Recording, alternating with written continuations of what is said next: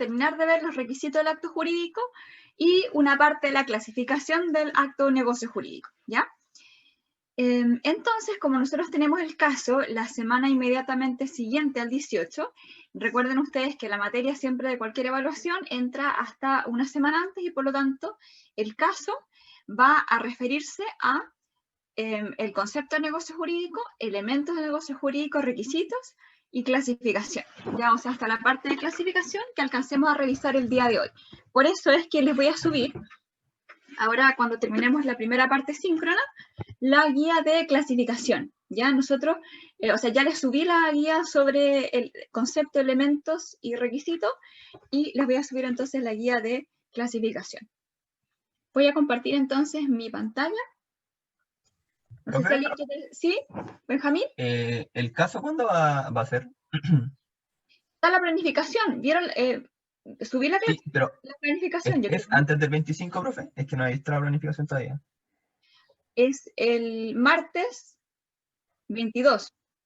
Profe, podría ser después del 25, porque la universidad tiene hasta el 25 para responder las solicitudes de excepción. Ya hay gente que tiene problemas entre el civil con la profesora Rivero y quedarse acá con Isler. Con usted. Con Isler, gracias. Ya, entonces vamos a hacer una cosa.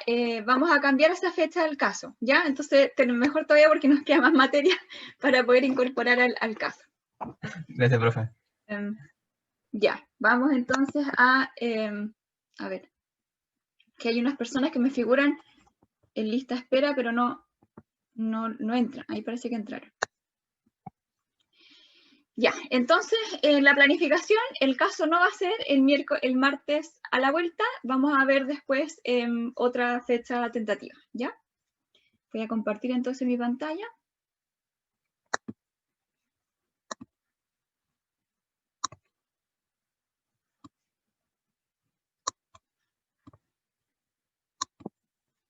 Ya, entonces nosotros quedamos, espero que, a ver, denme un segundo, a ver si es que puedo grabar.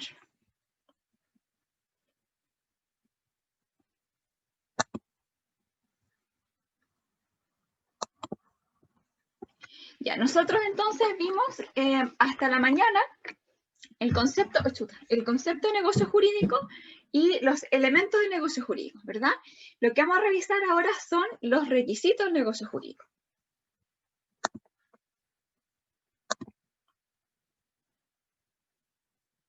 Estoy dejando ingresar unas personas, por favor, si saben de alguien que quiera ingresar, me avisan.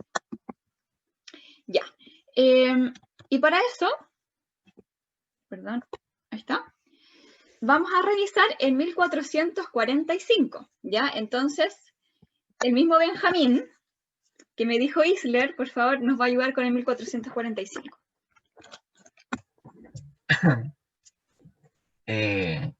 Artículo 1445. Para que una persona se obligue a otra por un acto o declaración de voluntad es necesario, primero, que sea legalmente capaz. Segundo, que consienta en dicho acto o declaración y su consentimiento no adolezca de vicio. Tercero, que recaiga sobre un objeto lícito. Y cuarto, que tenga una causa lícita. La capacidad legal de una persona consiste en poder obligar por sí misma, poderse obligar por sí misma y sin el ministerio o la autorización de otro. Ya, ¿cuáles son los requisitos del acto jurídico entonces? Benjamín. Son cuatro, profe, que la persona sea capaz de manera legal. Ya, primero Que, capacidad. Primero capacidad, ¿qué más? el consentimiento. ¿Ya? Consentimiento, ¿qué más? Tiene que ser un objeto lícito. ¿Ya? La causa lícita y que no adolezca de vicio. Ya, entonces son 5, ¿o no? Primero Sí, capacidad. sí, Segundo, capacidad, consentimiento, ¿ya? objeto lícito, causa lícita y que no adolezca de vicio. Ya, entonces capacidad, consentimiento sin vicio, objeto lícito y causa lícita. ¿Alguien Sí. puede agregar, o tú mismo, Benjamín, 2 requisitos adicionales? Si ustedes miran, o Benjamín mira, si miras el 3, ¿cuántos requisitos hay ahí?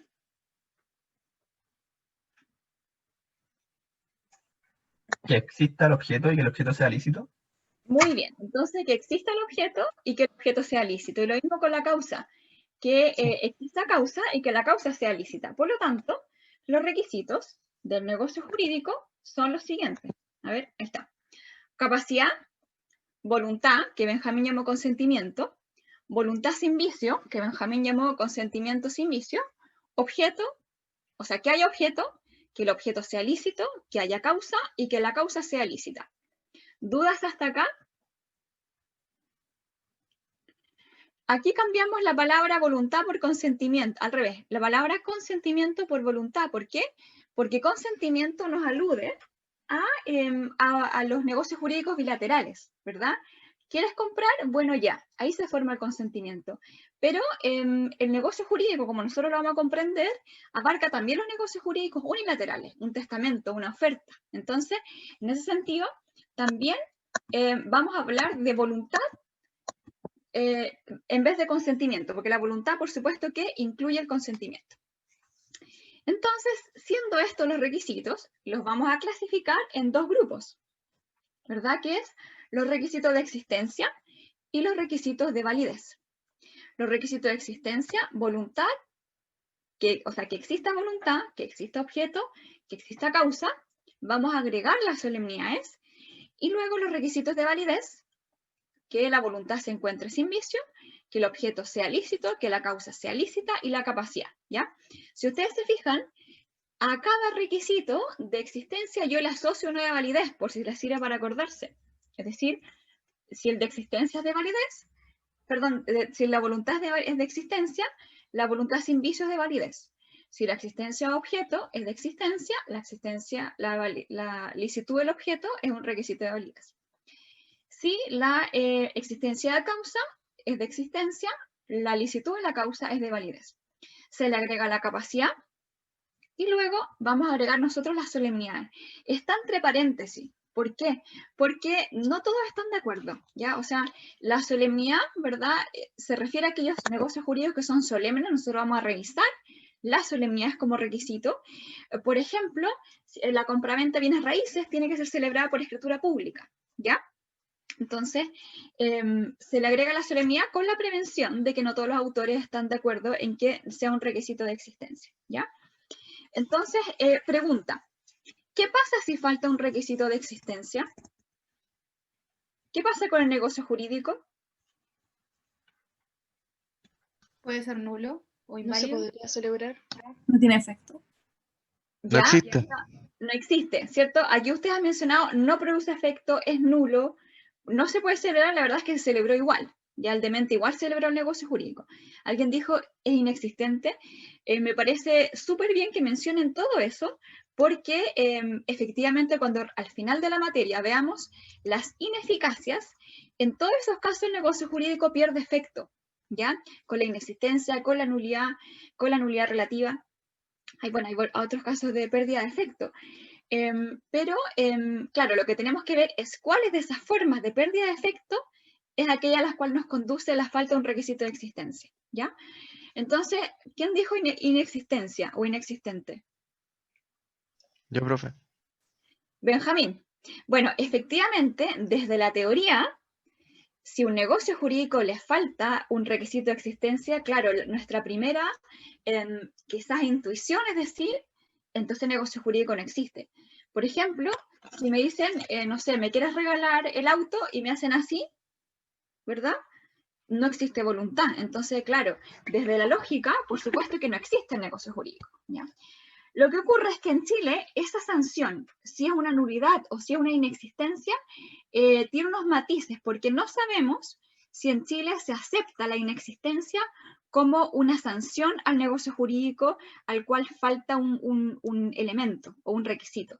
Pero, claro, desde la teoría está súper correcto decir inexistencia. Luego, desde nuestro régimen jurídico, la respuesta pueden ser dos: la inexistencia o la nulidad, según eso, una discusión que vamos a ver después. En cambio, si falta un requisito de validez, ¿cuál es la sanción? Inválido. Ya, invalidez, y por lo tanto la sanción, ¿cuál será? Nulidad. La nulidad, ¿ya? Esto, por supuesto, lo vamos a ver en detalle después. hay diferencias. Por ejemplo, la nulidad requiere de una sentencia judicial. Y mientras no haya sentencia judicial, el acto jurídico produce todo su efecto, ¿ya?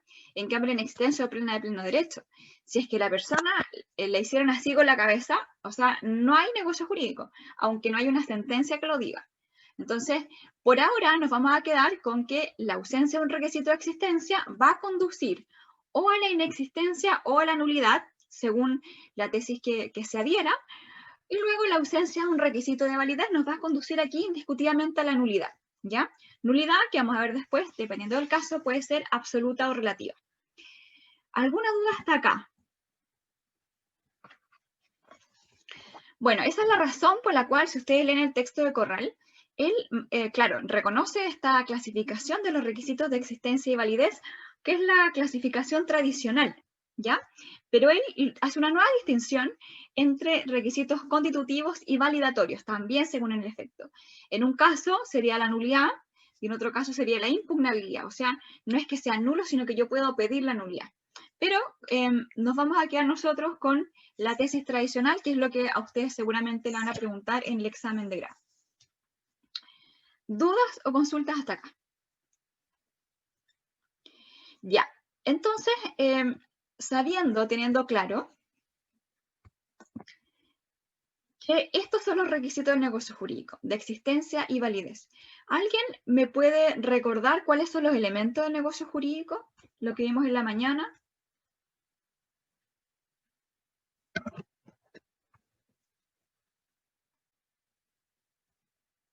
Elemento esencial ¿Ya? de la naturaleza. ¿Ya? Y no el otro. Y los accidentales, ¿ya? Entonces, la pregunta es, ¿son lo mismo los requisitos que los elementos? No. Yo creo que no, ¿cierto? Y vamos a revisar esto, efectivamente yo creo que no. Aquí, por ejemplo, nosotros, si analizamos esto, los requisitos, acá tenemos los de existencia y los de validez.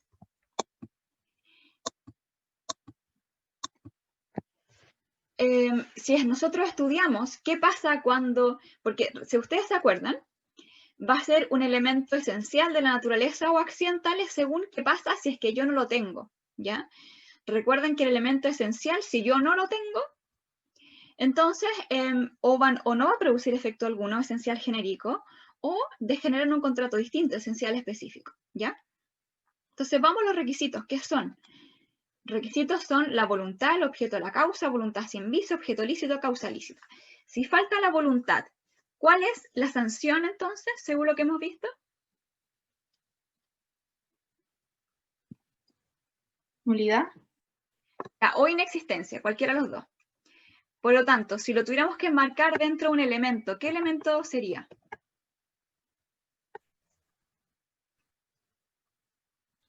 Esencial. ¿Esencial de qué tipo? ¿Genérico o específico? ¿Lo tiene que tener todo negocio jurídico o algunos nomás? Genérico. Genérico. El objeto, ¿qué pasa con el objeto? Si yo lo saco, ¿qué pasa con el negocio jurídico?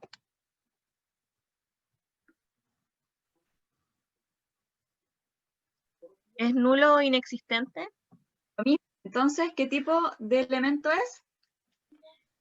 Esencial genérico. Ya. ¿La causa? También.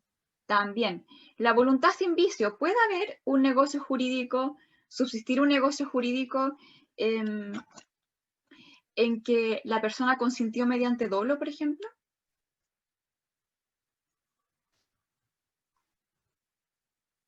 Vamos a ver casos de dolo, que hoy en día, por ejemplo, yo les voy a proyectar, si nos da el tiempo, publicidades falsas o engañosas. Entonces vamos a ver si hay dolo con nosotros, porque no lo miremos como algo tan lejano. ¿Existe negocio jurídico? Bueno, pareciera que sí, ¿ya? Pareciera que sí. De hecho, después vamos a ver los efectos del dolo y no siempre es la nulidad.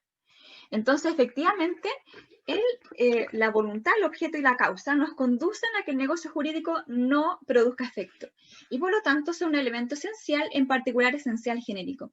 El resto nos conduce a una nulidad, ¿ya?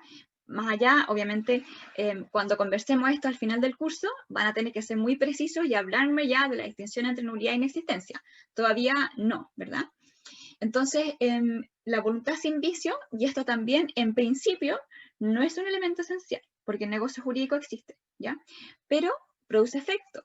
Pero sí, después vamos a ver algunos matices, por ejemplo, cuando revisemos la fuerza, bueno, es posible que la fuerza física, por ejemplo, ¿quieres venderme el auto? Ahí uno diga, realmente esa fuerza implica que no hay voluntad, más que un vicio del consentimiento, o sea, no hubo consentimiento, ¿ya? Lo mismo con el error. Hay casos graves de error en que hay autores que dicen, aquí directamente no hubo consentimiento, no hubo acuerdo.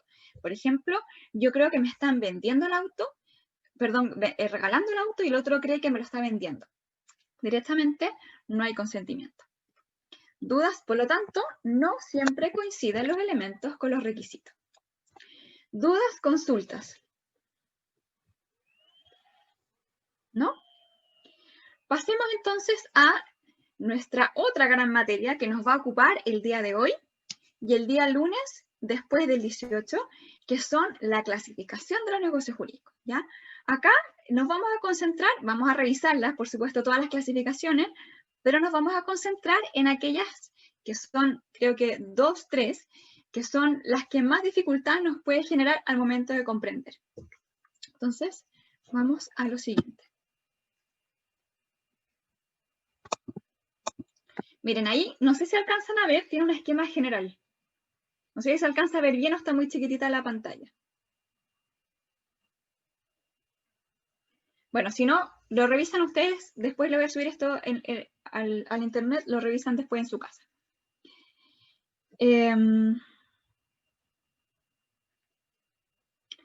Vamos a empezar a ver, aquí tiene un esquema general, que les pido se lo puedan estudiar porque sirve mucho para revisar la estructura de la clasificación.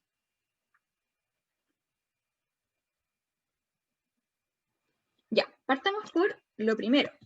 Primera clasificación. Clasificación del negocio jurídico según la cantidad de partes que se requieren para que nazca la vía del derecho, ¿ya?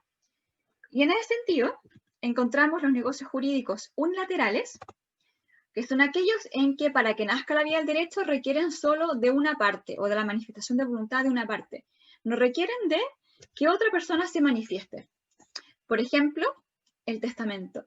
Por ejemplo, la oferta, ¿ya? Si yo le digo a la Sigrid, Sigrid, te vendo mi computadora a 100.000, el negocio jurídico oferta está perfecto, ¿ya?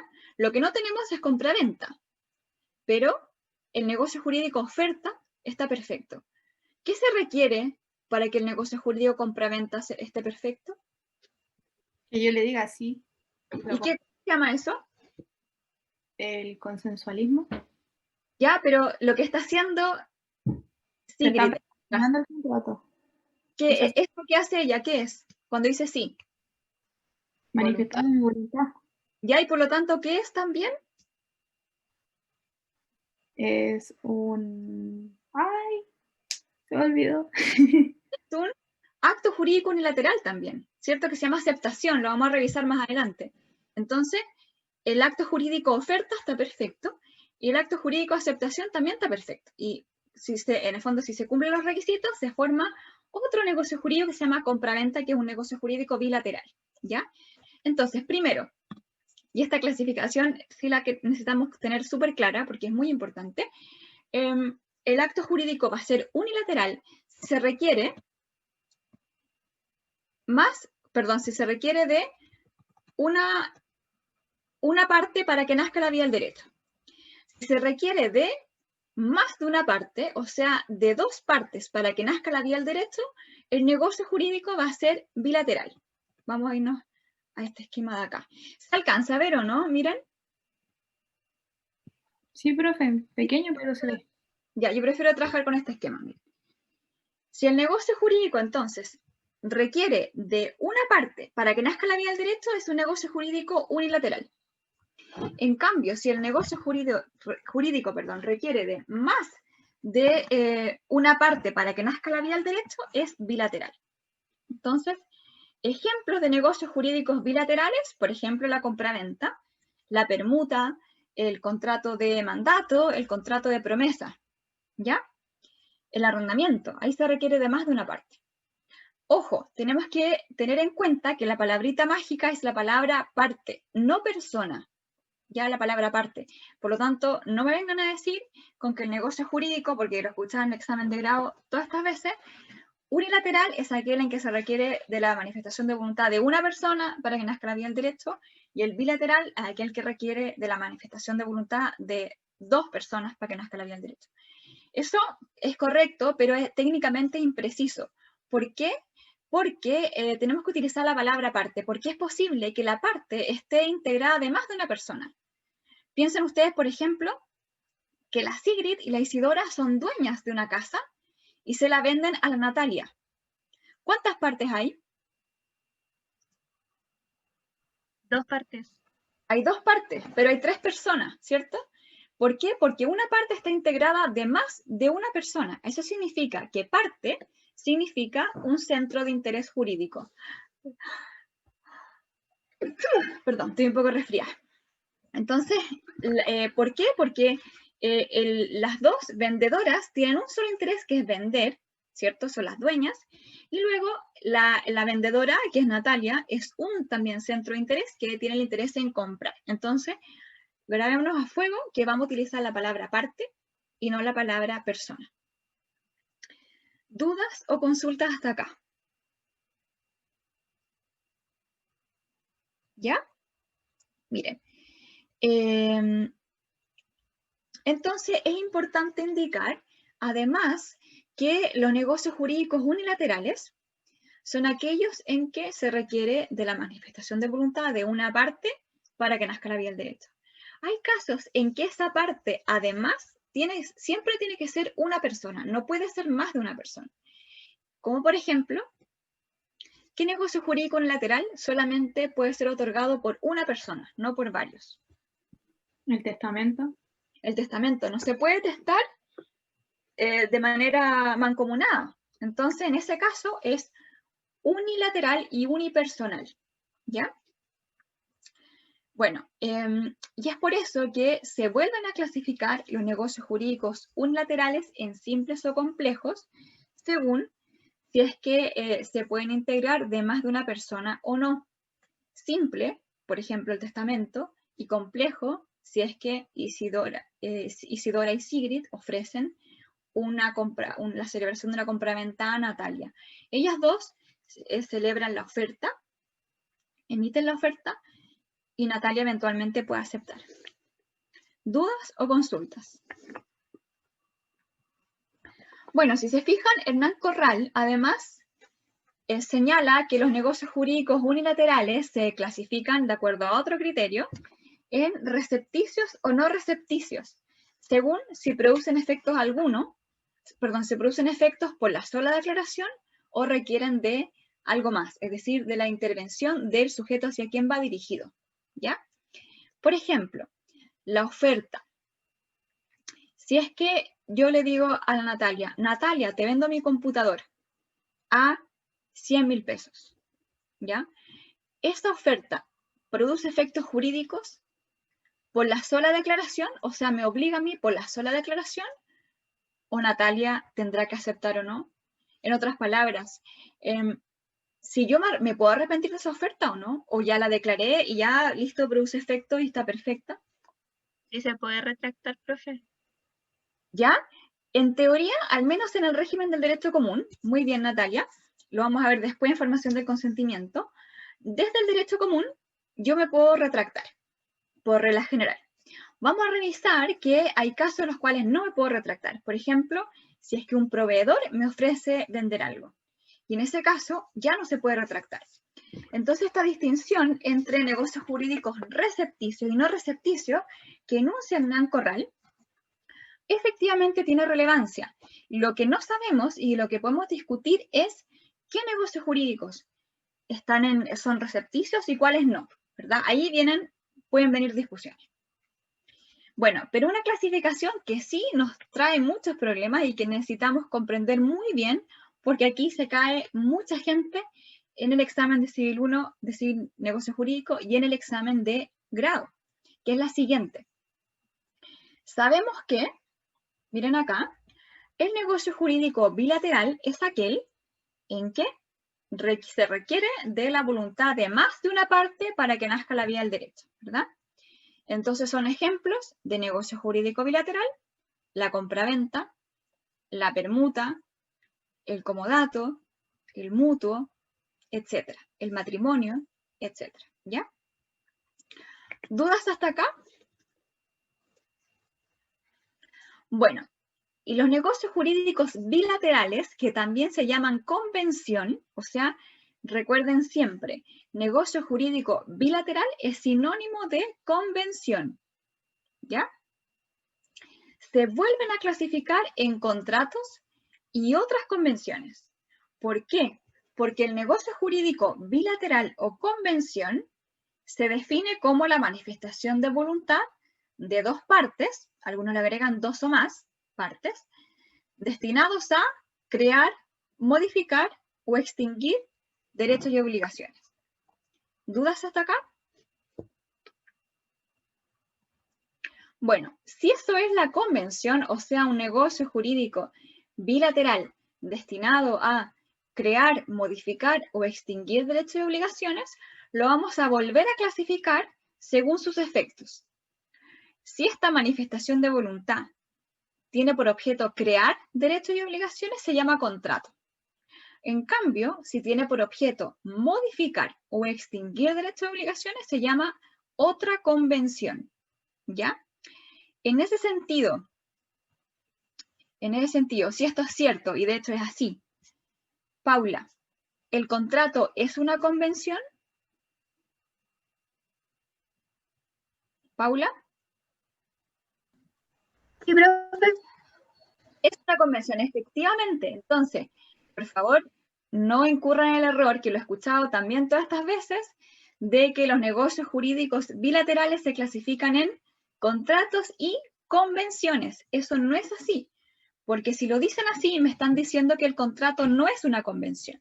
Y el contrato es una convención porque convención simplemente es sinónimo de negocio jurídico bilateral. Por lo tanto, la clasificación correcta es: los negocios jurídicos bilaterales se clasifican en convenciones, en contratos y otras convenciones. ¿Dudas hasta acá? ¿A alguien se le ocurre alguna otra convención? Por ejemplo, un negocio jurídico bilateral que lo que tenga por objeto no sea crear derechos y obligaciones, sino que modificar o extinguir.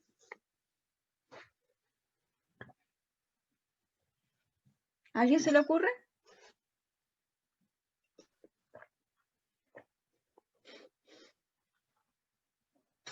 ¿No?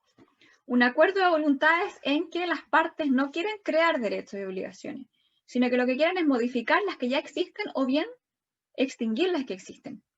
¿El divorcio? Bueno, ese es un caso, es un caso bien particular, porque claro, nosotros aquí nos vamos a centrar más que nada en contratos o negocios jurídicos patrimoniales. Pero efectivamente, claro, ¿cómo clasificar el divorcio? El divorcio de partida es un acto jurídico, pero no es de las partes, porque en Chile no se forma por el consentimiento, sino que se forma por una declaración judicial, a diferencia de otros países. Entonces yo dejaría esa parte. Pero dentro del derecho civil patrimonial, ¿a alguien se le ocurre algo?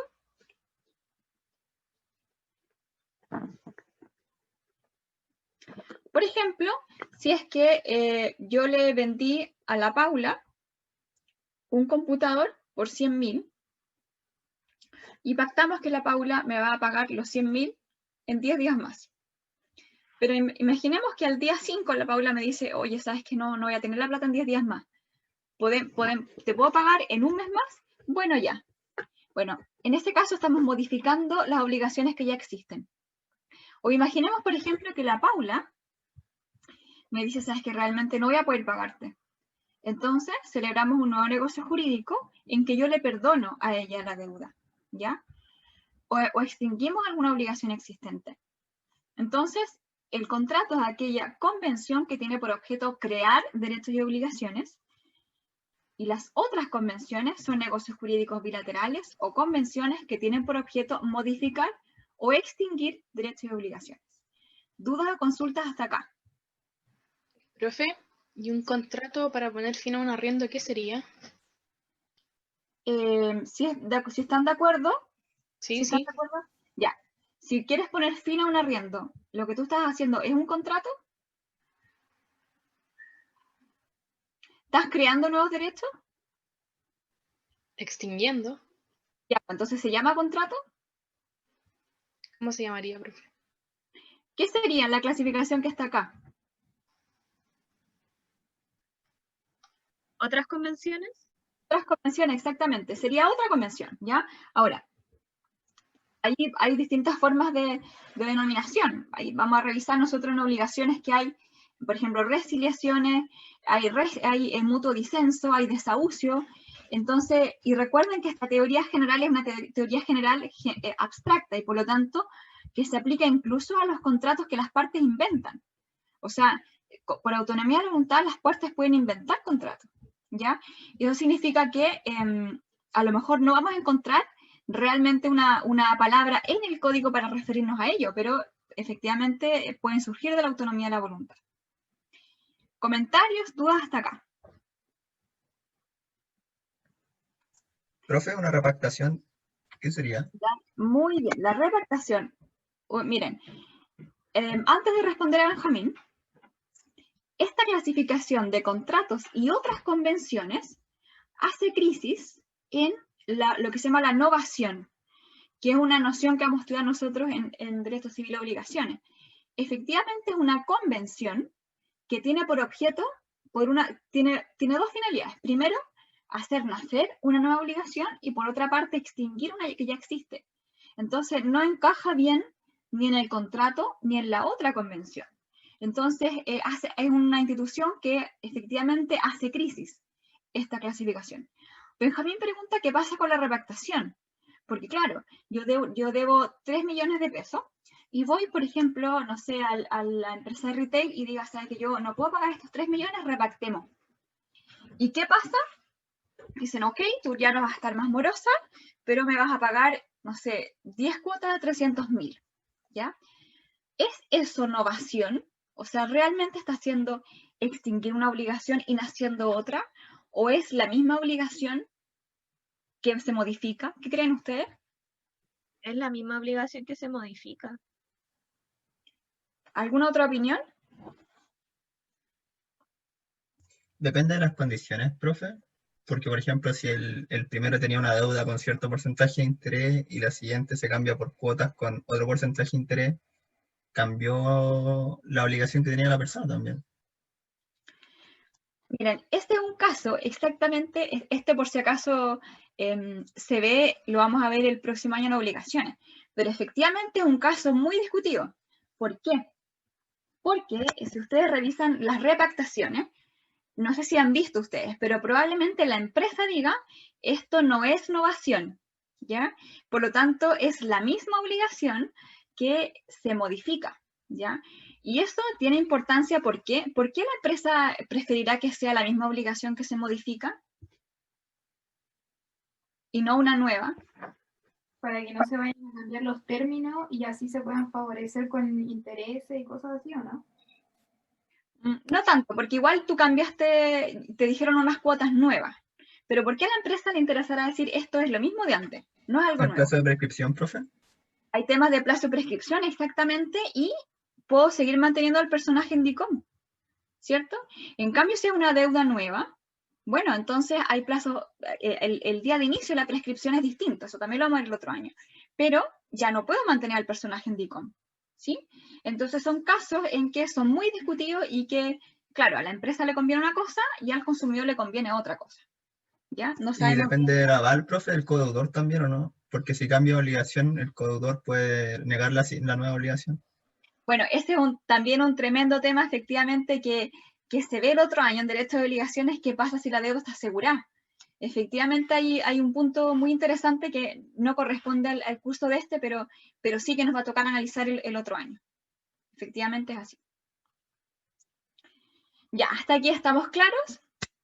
Entonces, Resumen, negocios jurídicos se clasifican en unilaterales y bilaterales según si es que se requiere de una parte o dos partes para que nazca la vía del derecho, ¿ya?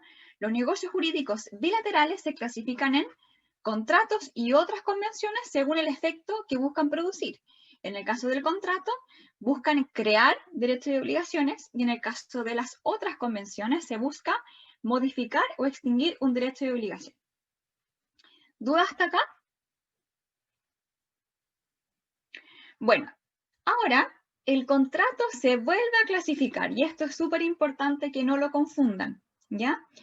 Porque el contrato se vuelve a clasificar en unilateral y bilateral según la cantidad de partes para las cuales nacen obligaciones, ¿ya? Es decir, si el contrato es el negocio jurídico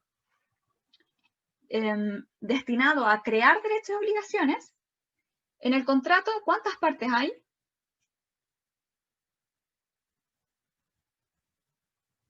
¿Cuántas partes hay en un contrato? 2 o más. Ya, 2 o más, nos vamos a quedar con 2. La pregunta es, ¿quedan las 2 obligadas o queda una obligada? Puede ser las 2 o una, dependiendo del caso. En el caso de lo que dijeron de la repactación, queda obligada la persona a pagar. La tienda no tiene nada que ver. Efectivamente, depende. Hay casos en que las 2 partes quedan obligadas y se llama contrato bilateral. Típico caso de contrato bilateral en que las 2 partes quedan obligadas. La Contrato de compraventa. trabajo. La compraventa, ¿ya?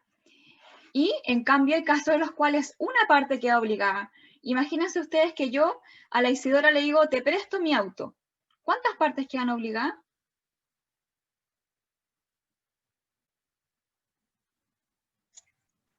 Solamente una vez el contrato, la otra tiene otro tipo de responsabilidad. Ya, la Isidora me tiene que devolver el auto, ¿cierto? Esto, por supuesto que hay matices que vamos a revisar después en contratos en particular, en 2 años más. Pero esa sería la distinción, ¿ya? Por favor, esta clasificación grábensela a fuego, porque les va a servir este semestre para la causa, para la condición resolutoria, etcétera.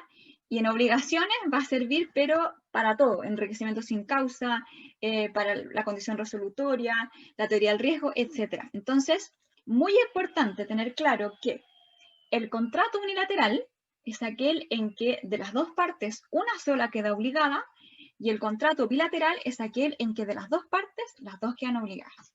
¿Ya? ¿Dudas o consultas hasta acá? A ver, entonces,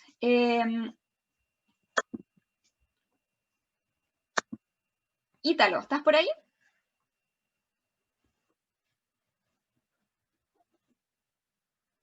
¿Ítalo?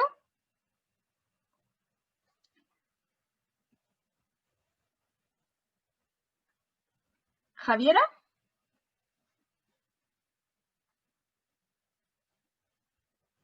¿Javiera, estás por ahí? A ver, Kiara.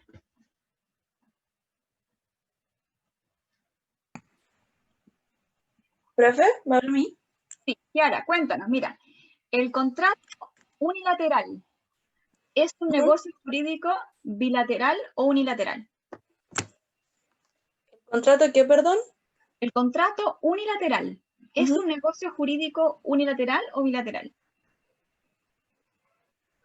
¿Unilateral? Mira, ¿ves la flechita? El contrato unilateral, ¿Ya? ¿es un negocio jurídico unilateral o bilateral? Bilateral. Bilateral, ya, por favor, eso grábenselo a fuego porque, yo les reitero, se equivoca en el examen de grado muchísimas veces. El contrato, sea unilateral o bilateral, siempre va a ser un negocio jurídico bilateral, porque requiere de, al menos Ya entendí. para que nazca la vía del derecho. ¿Tienen dudas de esto? ¿No? Ya. ¿Alguna duda hasta acá? Porque esto realmente, yo creo que hay un par de clasificaciones que son muy importantes y esta es una. ¿No? Ya. Otra cosa muy importante, miren, si ustedes ven acá, 1, 2, 3, 4, etc.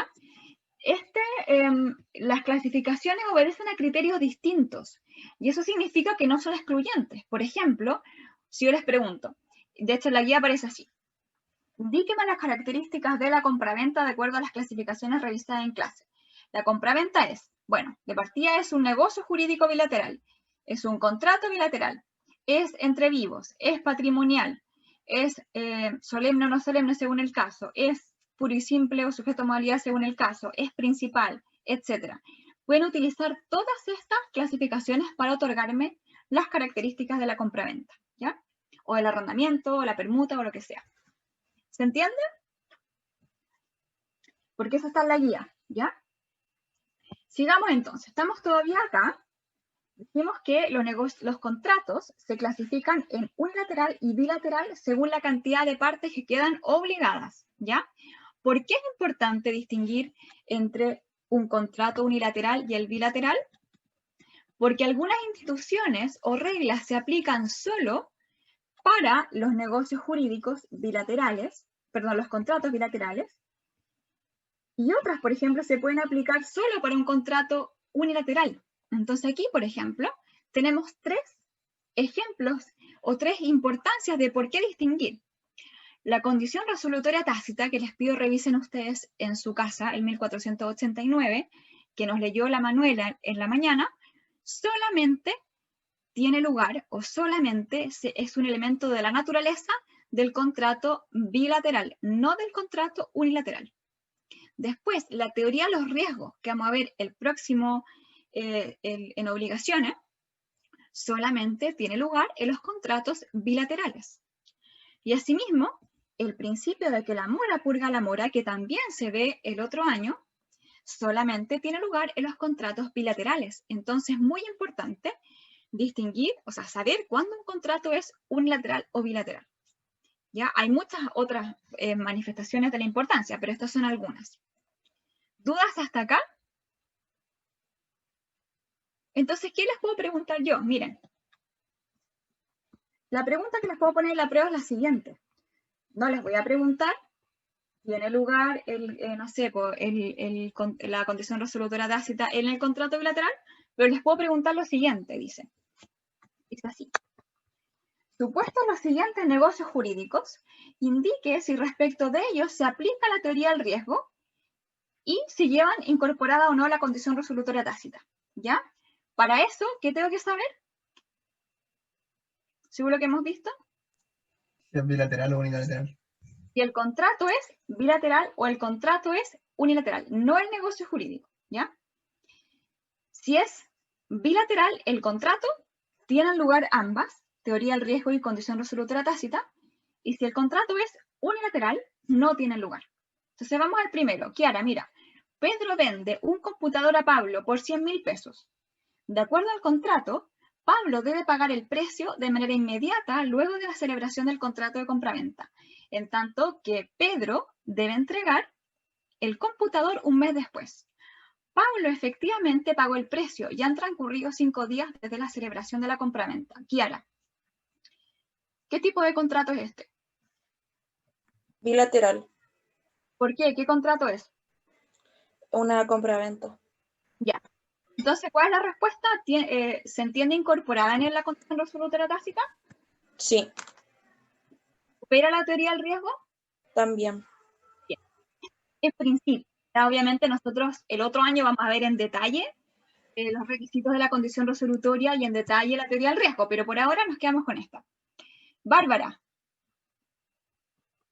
El siguiente, Bárbara, dice, María decide otorgar un testamento por el cual deja su anillo de matrimonio a su hijo Roberto. ¿Qué es? Unilateral ¿Qué cosa? es como un testamento porque deja un bien. Ya. ¿Qué tipo tú dijiste unilateral? ¿Qué cosa es unilateral?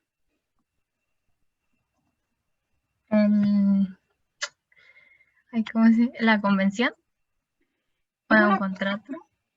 No sé, pues te pregunto a ti. Creo que es una convención. No, un contrato. Es un contrato. ¿Cuántas Sí. partes se requiere para que haya contrato, Bárbara? 2. 2. ¿Y en el testamento cuántas partes se requiere para que nazca la vida del derecho? Una. Ya. ¿Es un contrato? No. ¿Es una convención? Sí. Sí. La convención habíamos dicho que es sinónimo de... A ver, no es una convención. ¿Qué tipo, entonces, cómo lo clasificarías tú? En acto jurídico unilateral. Exactamente, ¿verdad? Y respecto de esos, ¿procede la condición resolutoria tácita? No. No, pero con certeza, yo te digo que no, ¿verdad? No. Porque de partida, para que proceda esto, es imposible que proceda un negocio jurídico unilateral, sino que tiene que ser un negocio jurídico bilateral y en particular un contrato bilateral, ¿ya? ¿Dudas o consultas hasta acá? ¿No? Ya, eso para que ustedes se den cuenta lo que se les puede preguntar en la prueba. Profe, disculpe. Me perdí con lo que había dicho de la condición resolutoria tácita. ¿En qué sentido? ¿Qué parte te Y perdiste? no entendí lo que era, como que me perdí ahí. Ah, no, bueno, nosotros, ¿qué es la condición resolutoria tácita? Lo vamos a ver después, el otro año, pero mira, esto es lo que nosotros revisamos en la primera parte, en la mañana, mira, en 1489, ¿dónde está? Aquí está, mira, acá abajo. Dice, los contratos bilaterales van vuelta a la condición resolutoria de no cumplirse por uno de los contratantes lo pactado. Pero en tal caso, podrá el otro contratante pedir a su arbitrio o la resolución o el cumplimiento del contrato con indemnización, ¿ya? Esta institución la vamos a revisar el otro año. Por ahora sí necesito que sepan que existe y cómo la clasificamos. En la mañana, la Manuela dijo, la condición resolutoria tácita es un elemento de la naturaleza. ¿Por qué? Porque la ley me dice, en todo contrato bilateral tiene incorporada la condición resolutoria tácita. ¿Ya? Muchas gracias, profe. De nada. Pero igual revise la norma, por favor. ¿Otra duda o consulta? Volvamos a la clasificación, entonces. Ya, no hay dudas o consultas de eso. Miren, vamos entonces a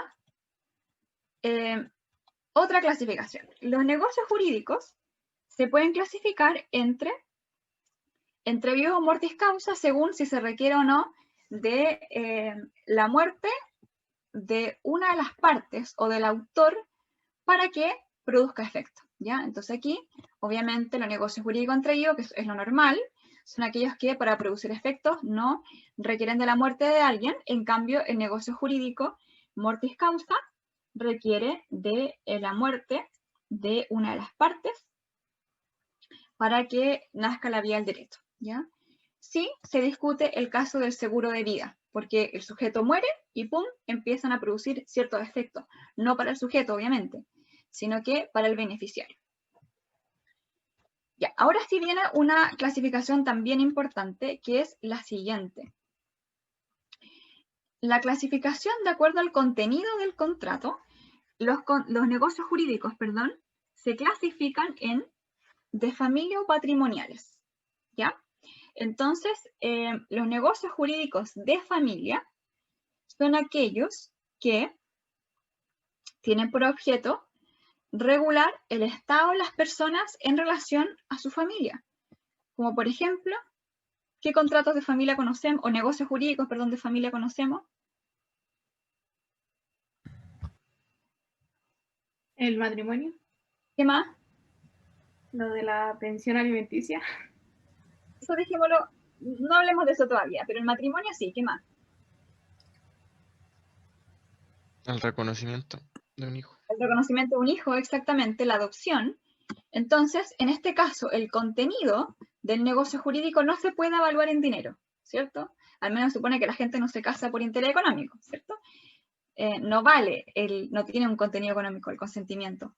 En cambio, los negocios jurídicos patrimoniales son aquellos que tienen por objeto la adquisición, modificación o extinción de un derecho pecuniario, o sea, avaluable en dinero. Como les decía, nadie reconoce un hijo por obtener un beneficio pecuniario, al menos en teoría no, ¿cierto?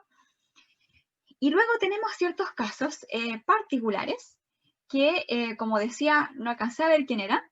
¿Qué pasa con el derecho a alimentos o las convenciones en el matrimonio? Porque efectivamente, cuando la gente se casa o celebra el acuerdo en un civil, tiene que regular el aspecto patrimonial.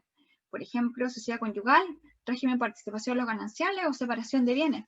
Lo mismo el derecho a alimentos. Bueno, si es que el derecho a alimentos tiene por fuente un negocio jurídico bilateral, en ese caso tiene contenido pecuniario. No cuando es por sentencia judicial, ¿cierto? Pero cuando las partes se ponen de acuerdo, en ese caso tienen un contenido pecuniario.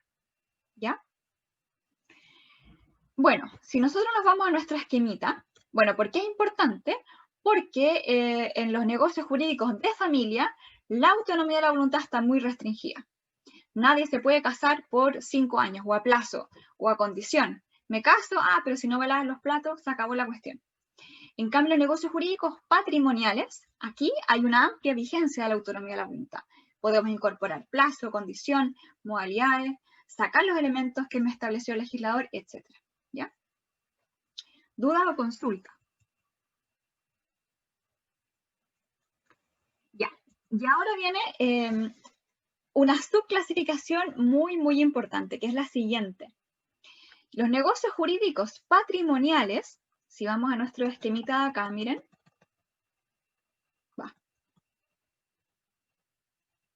Yo creo que con esta nos va a dar, vamos a terminar con esta clasificación. Aquí, miren. Si volvemos a nuestra esquemita, estamos acá. ¿Ya? Los negocios jurídicos patrimoniales se vuelven a clasificar en gratuitos y onerosos. ¿Ya? Vamos a ver según qué. Y luego los onerosos, perdón, aquí, se van a volver a clasificar en conmutativos y aleatorios. ¿Ya? Entonces, estamos en los patrimoniales que se van a clasificar en gratuitos y onerosos. Después vamos a ver que los onerosos se vuelven a clasificar en conmutativos y aleatorios. ¿Dudas o consultas hasta acá? Vamos entonces a ver la distinción del negocio jurídico patrimonial, o sea, aquel que tiene un contenido patrimonial en negocios jurídicos gratuitos u onerosos. Vamos a revisar lo que nos dice el código y después a ver qué nos parece esta redacción del código. Miren, 1440. Kiara, ¿nos puedes ayudar tú? Sí, profe. Ya, léenos la norma y dinos cuáles son gratuitos y cuáles onerosos. El contrato es gratuito de beneficencia cuando solo tiene por objeto la utilidad de una de las partes, sufriendo la otra el gravamen, y oneroso cuando tiene por objeto la utilidad de ambos contratantes, gravándose cada uno a beneficio del otro. Kiara. ¿Cómo sé yo si el negocio jurídico es gratuito o oneroso? ¿En qué me tengo que fijar? En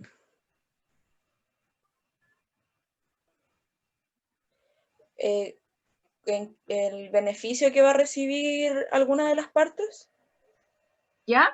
O sea, ¿va a ser gratuito cuando? Cuando una de las partes se beneficia y la otra se vea perjudicada. ¿Ya? ¿Cuándo va a ser oneroso? Cuando ambos se benefician. Ya, o sea, la Kiara acá nos está diciendo el criterio para saber si el negocio jurídico es gratuito o oneroso es el beneficio. Si una parte se beneficia, va a ser gratuito, y en cambio, si las dos partes se benefician, va a ser oneroso. ¿Eso es, Kiara? ¿Sí? ¿Alguien quiere agregar algo? ¿Le parece correcto, incorrecto? ¿O quiere incorporar algún otro elemento?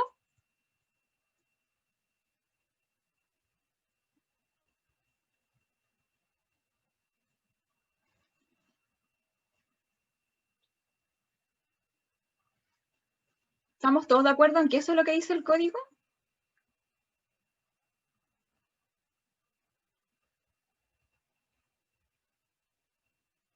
¿Sí? ¿Cuántos criterios utiliza el código para distinguir entre el gratuito y el oneroso? ¿Uno solo? ¿Que es el que mencionó la Kiara o hay otro? ¿El gravamen? El gravamen, exactamente.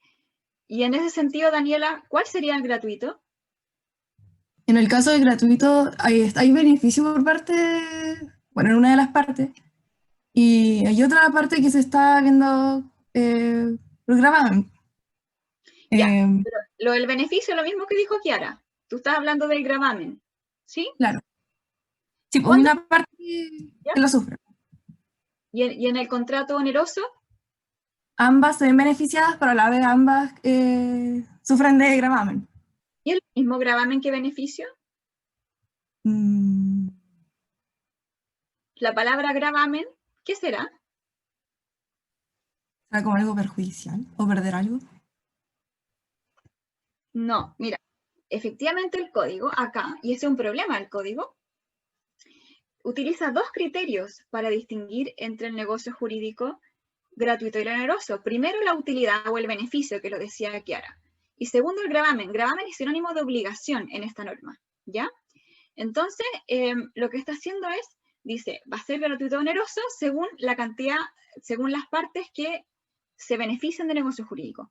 Pero además, va a ser gratuito o oneroso según las partes que quedan obligadas.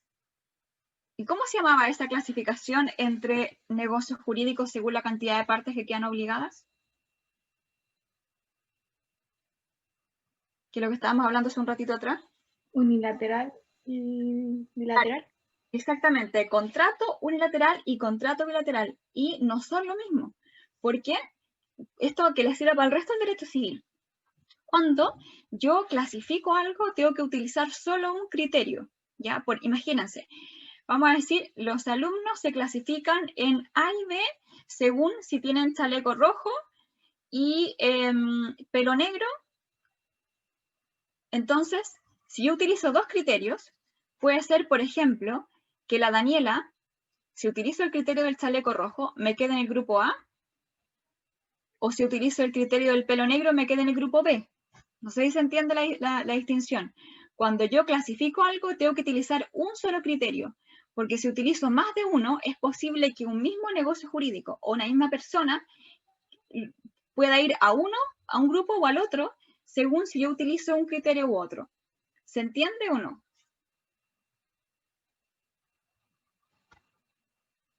Sí, sí se entiende. Ya. Entonces, acá el código no es la única vez que lo hace. Cuando revisemos bienes, también al clasificar, vamos a ver cosas corporales e incorporales, también utiliza dos criterios. Y nos surge el mismo problema, ¿verdad? Que hay negocios jurídicos que si utilizo el criterio 1, van a caber en la cajita 1, y si utilizo el criterio 2, van a caer en la cajita 2. Entonces, el código confunde utilidad con obligación. O sea, lo que está confundiendo es negocio jurídico gratuito u oneroso con negocio jurídico, con contrato unilateral y bilateral. Y no siempre es así. O sea, por supuesto que es frecuente que un negocio jurídico bilateral sea oneroso. Por ejemplo, la compraventa, ¿ya? Pero también es posible que un contrato bilateral sea gratuito. Y al revés, es posible que un contrato unilateral sea oneroso. No siempre van unidos, ¿ya? Entonces, es posible, por ejemplo, que hayan contratos unilaterales onerosos, como por ejemplo, imagínense ustedes que yo le presto a la Isidora mi auto, ¿ya? En principio, ¿quién es la beneficiaria? ¿Qué tipo de contrato es? ¿Unilateral o bilateral? ¿Cuántas partes quedan obligadas? Unilateral. Ya.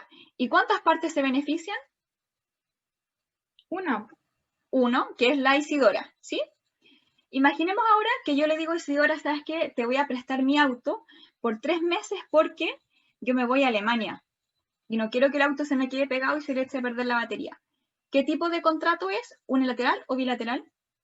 Bilateral. ¿Cuántas partes quedan obligadas? 2. ¿Dos? No, una. ¿Y cuántas se benefician? 2. Eso es diferente. ¿Verdad? Entonces, ahí tenemos un ejemplo de un contrato unilateral, pero que es oneroso, ¿sí? Si utilizo el criterio del beneficio. Y al revés, por ejemplo, también hay contratos bilaterales, pero que es gratuito. Por ejemplo, le pido a la Isidora que me venda el auto. ¿ya? Ahí en ese caso, y no le pago. Es un contrato bilateral, pero claro, me beneficio yo nomás. Entonces, no es lo mismo, a pesar de que el código lo confunde, no es lo mismo unilateral con gratuito y bilateral con oneroso. ¿Se entiende? ¿Dudas? ¿Consultas? Ya. ¿Por qué es importante distinguir el negocio jurídico gratuito o el oneroso? Porque hay reglas distintas, ¿ya? Por ejemplo, y nos vamos a quedar con esto porque ya nos llegó la hora, mire. Hay reglas distintas, por ejemplo, según si el negocio jurídico es gratuito o oneroso, las partes cuando tengan que responder frente a su contraparte van a responder de una culpa distinta, ¿ya? Entonces, a ver.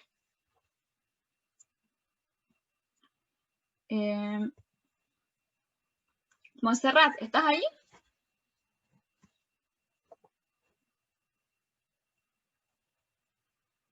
Montserrat.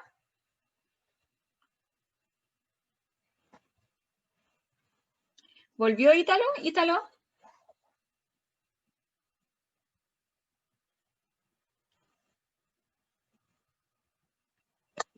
A ver, Juan José. Sí, profesora. ¿Quién? ¿Juan José? Sí. Ya, Juan José, llenos por favor el 1547. Ya. ¿Está aquí o no lo tengo que buscar?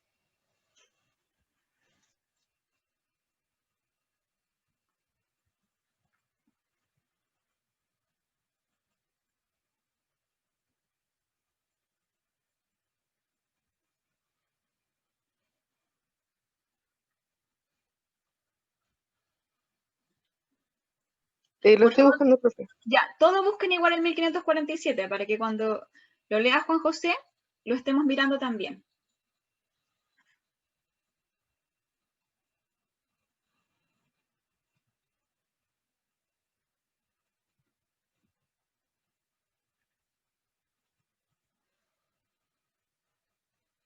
Ya, disculpe la demora. Ya. Dice, el deudor no es responsable sino de la culpa lata en los contratos que por su naturaleza solo son útiles al acreedor. Es responsable de la leve en los contratos que se hacen para beneficio recíproco de las partes y de la levísima en los contratos en que el deudor es el único que reporta beneficio. Ya, stop. Juan José, ¿de qué culpa se responde? ¿En qué me tengo que fijar? ¿En la utilidad? Ya, y por lo tanto, si el negocio jurídico es...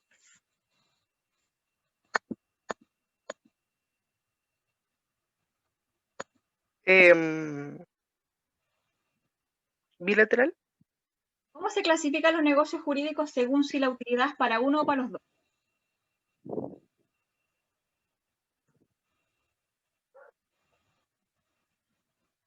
En gratuito. ¿O? ¿U oneroso?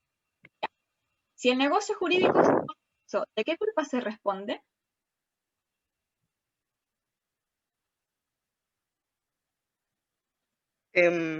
Las ambas partes se benefician. ¿Ya? ¿Y de qué culpa se responde allí, según el 1547? ¿Culpa lata? ¿Dónde dice eso? Al principio. A ver, vuelva a leer el inciso primero. Dice, el deudor no es responsable sino de la culpa lata en los contratos que por su naturaleza solo son útiles al acreedor. Sí. Es responsable de la leve en los contratos que se hacen para beneficio recíproco de las partes y de la levísima en los contratos en que el deudor es el único que reporta beneficio. Ya. En los contratos o negocios jurídicos onerosos, ¿de qué tipo de culpa se responde?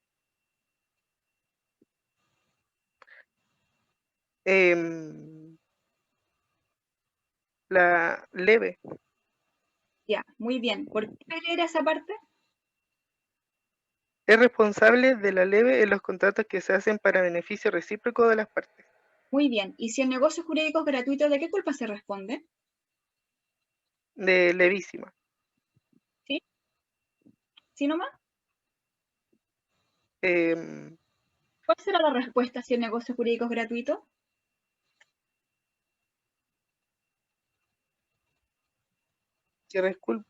Una palabra.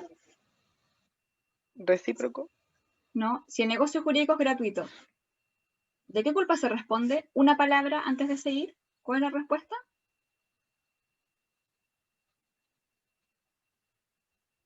¿A alguien se le ocurre?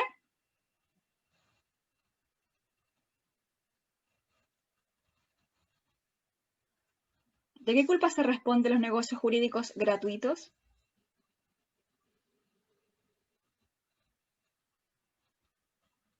Ay, ¿ya? ¿Cómo es eso de gratuitos? ¿A qué se refiere con eso? Eso es lo que estábamos viendo, po. El negocio jurídico es gratuito o oneroso según si beneficia a una parte o a las dos. ¿Sí? ¿Alguien tiene dudas de esa distinción? Isidora, ¿no te quedó clara esta clasificación? No, profe, ahora sí me acabo de cachar. Miren, nosotros acá en este curso, obviamente no sacamos nada con estudiarnos la definición de negocio jurídico gratuito, la definición de negocio jurídico oneroso, porque esa cuestión ustedes la pueden revisar en un manual, ¿ya? Y ustedes cuando tengan que estudiar para el examen de grado no le van a preguntar en el examen escrito, ay, defíname el contrato gratuito. No va a ser eso. A ustedes le van a poner un caso, le van a decir, Juanito le vende a Pepito, ¿de qué culpa responde? Y ya está. ¿Me entienden? Entonces no nos podemos quedar, porque en el fondo acá nosotros vamos a ver lo que ustedes no pueden estudiar solos. Para estudiarse conceptos lo pueden estudiar solos, pero lo que vamos a hacer acá es que ustedes puedan aplicar esas materias, ¿ya? Entonces, lo que estamos viendo ahora es, sabemos que el negocio jurídico se clasifica en gratuito u oneroso según si la utilidad del negocio jurídico es para uno o para los dos, ¿ya? Nosotros dijimos que el código confunde con bilateral y unilateral, pero de los dos criterios nos quedamos con el de la utilidad. ¿Hasta aquí alguna duda? Ya. ¿Por qué nos sirve saber si el negocio jurídico es gratuito o oneroso? Porque algunas reglas se aplican de una manera para el negocio gratuito y otras reglas se aplican de otra manera para el oneroso. Algunos ejemplos en que las reglas son distintas para uno y otro son esta lista que está acá y que yo les pido que por favor revisen. Vamos a ver la primera, ¿ya? En la guía de trabajo van a ver que hay ejemplos de más de la primera, pero solamente para ver si es que comprenden cómo funciona esto, ¿ya? ¿De qué se trata la primera, la de la letra A? La de la letra A se trata de lo siguiente. Cuando nosotros veamos después la diligencia que se espera de los contratantes cuando cumplen sus obligaciones, eso se llama, se fundamenta sobre la diligencia, ¿ya? Y vamos a ver el próximo año que la culpa puede ser grave, leve o levísima. ¿De cuál de esas tres se responde? La respuesta es depende. Si el negocio jurídico es gratuito o si el negocio jurídico es oneroso. Y eso es lo que estamos viendo. ¿Alguna duda hasta acá?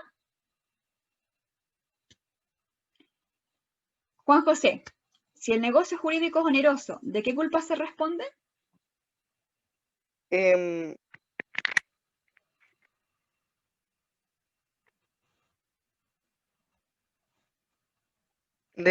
culpa leve. Muy bien, ¿verdad? Dice, si el negocio jurídico, ¿verdad? Se hacen para el beneficio recíproco, culpa leve. Y si el negocio jurídico es gratuito, ¿de qué culpa se responde? Levísima. ¿Sí? ¿O hay que distinguir?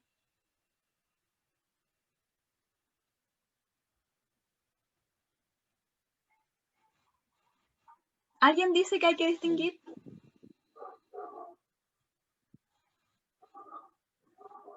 Estamos todos en 1547, ¿cierto? Para el negocio jurídico gratuito, ¿me da una solución o me da más de una? Más de una. Ya, entonces, ¿en qué me tengo que fijar? ¿A quién beneficia? ¿A quién beneficia? Exactamente. Si el negocio jurídico es oneroso, culpa leve para todos. Pero en cambio, si es gratuito, o sea, si beneficia a una parte, tengo que ver a quién beneficia. ¿Ya? Entonces, si es gratuito, la respuesta es depende. Si beneficia solo al acreedor, ¿de qué culpa se responde? Culpa lata. Ya, y si solamente beneficia al deudor, ¿de qué culpa se responde? Culpa Le- levísima. Ya, ¿alguien le queda alguna duda de esto? Por favor, hable al tiro, si a alguien le quedó alguna duda.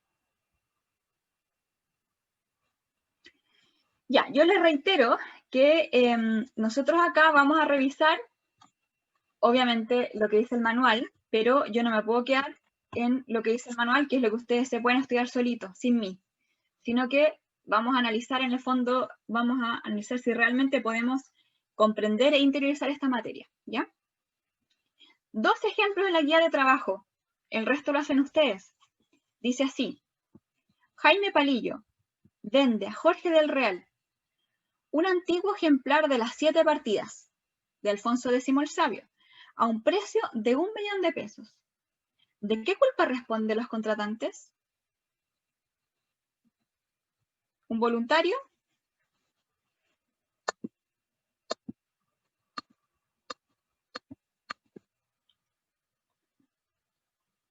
¿Ningún voluntario? ¿Es culpa lata ¿Por qué? ¿A cuántas partes beneficia? a las dos? Entonces, si beneficia a los dos, ¿qué tipo de negocio jurídico es? Culpa Leve. leve. ¿Ya? Si beneficia a los dos, ¿qué tipo de negocio jurídico es? Bilateral. Ah, me perdí. ¿Oneroso? Oneroso. Ya. Oneroso. Si es oneroso, ¿de qué culpa se responde? Leve. Leve, ¿ya? Ahora, inventemos que le vende las 7 partidas a 1.000 pesos. ¿De qué culpa se responde? ¿Qué tipo de negocio jurídico es?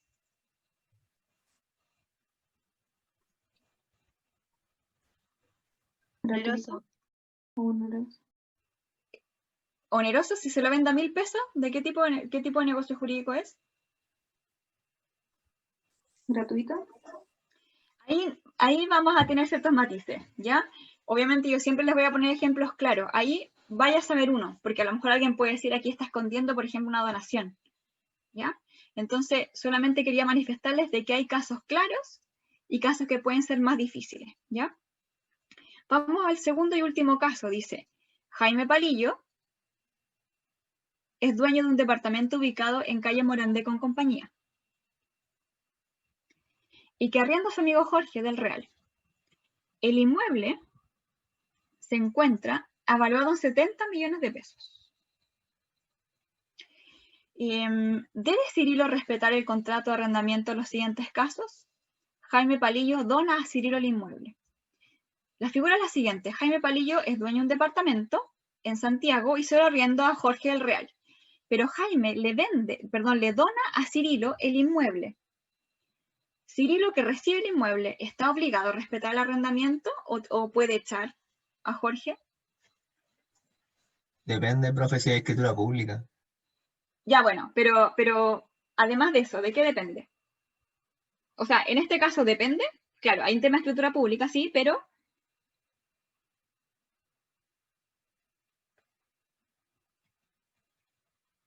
¿qué estamos viendo?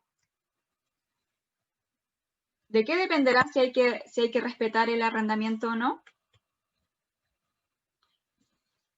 Vamos para acá. O sea, ¿a qué? Por lógica. ¿En qué nos tendremos que fijar?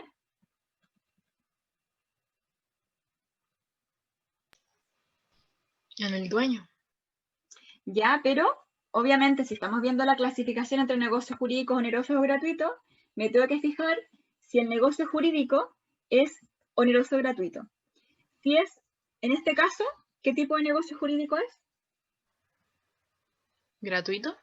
Gratuito, porque le está donando a Cirilo el inmueble. Entonces, la respuesta, para que ustedes la vean, aquí yo les voy a mandar este texto obviamente con el PowerPoint. Si se fijan, aquí están varios casos en que sí me importa saber si el negocio jurídico es gratuito o oneroso. Y uno de ellos es el que está acá, el arrendamiento, ¿verdad? 1962. El adquirente a título gratuito debe respetar el arrendamiento. Si se lo hubiera vendido, no necesariamente tiene que respetarlo, con la prevención que dijo alguien por ahí, pero eso no nos vamos a meter en ese tipo de detalle. Entonces, con lo que necesito que se quede en el día de hoy es que sí importa si el negocio jurídico es gratuito o oneroso. ¿Por qué? Porque hay reglas distintas en uno y otro caso, ¿ya? Un ejemplo, el tema de qué culpa se responde. Otro ejemplo, si el adquirente tiene que respetar o no un arrendamiento anterior. Otro ejemplo, los negocios jurídicos gratuitos. En general, el legislador suele sospechar un poco de estos negocios jurídicos gratuitos porque a veces las partes pueden esconder otra cosa detrás. Por ejemplo, imagínense que yo quiero dejarle todo a un hijo. En Chile eso no se puede, por herencia, ¿ya?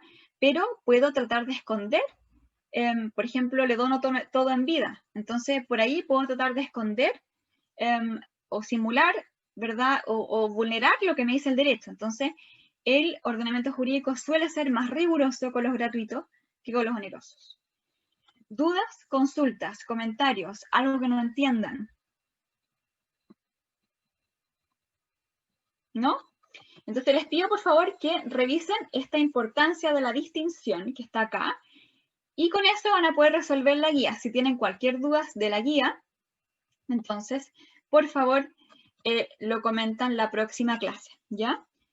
Y finalmente, los onerosos se vuelven a clasificar en conmutativo o aleatorio según si es que las prestaciones se miran como equivalentes, ¿ya?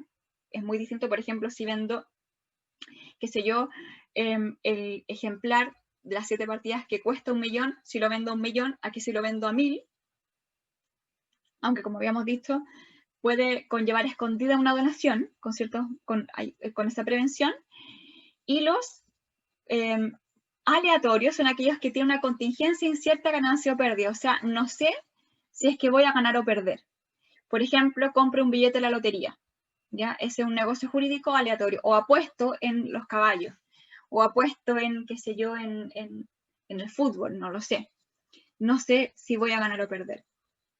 ¿Por qué es importante? De nuevo, porque algunas reglas solamente se aplican en los contratos conmutativos, como la lesión, que vamos a revisar después, y el código suele mirar con malo ojo, en principio, los contratos aleatorios, porque no le gusta esto de que la gente pueda generar riqueza por la suerte, ¿ya?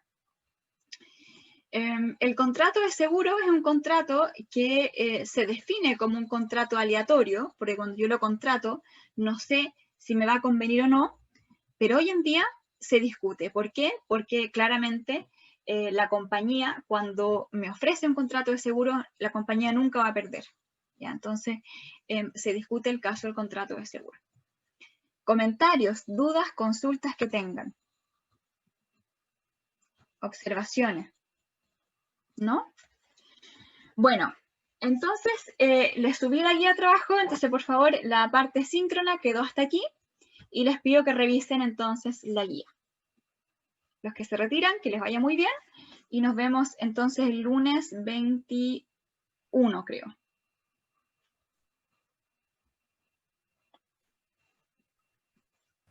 Chao, profe. Gracias. Está bien. Profe, ¿cuándo va a subir esta clase? Voy a subir al tiro. Eso voy a hacer. Lo voy a subir al tiro mejor. Bueno. Gracias. Les vaya Chao. bien. Chao, profe. ¿Profe, va a subir el PPT también? Sí, lo voy a subir ahora. O sea,